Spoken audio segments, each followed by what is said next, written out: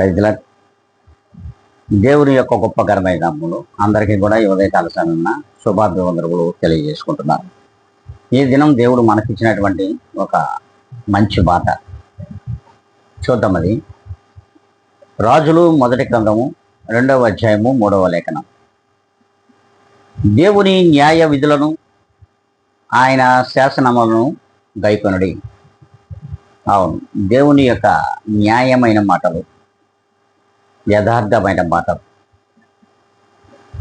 ఆయన యొక్క వాక్యములు, ఆయన యొక్క ఆజ్ఞలు సమస్తమును మంచివి, చెడువి ఆయన యొక్క పరిశుద్ధ గ్రంథములో లేవు.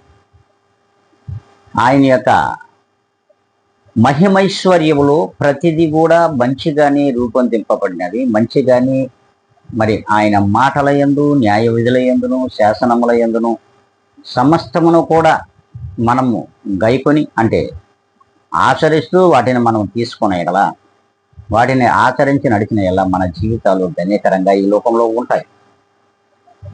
అలా మనము ఆయన న్యాయ విధులను మరి శాసనంలో గైకొనే వారిలో ఉందాము అనుకుంటే అందరం కూడా తలలో ఉంచుకుందాం, ప్రార్థనలో ఏకీపిద్దాం.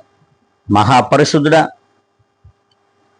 ప్రేమ నమ్మకము కలిగిన మా గొప్ప ఘనమైన తండ్రి,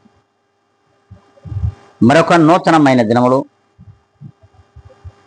నాయనా మమ్మలను సజీవుల లెక్కలో ఉంచి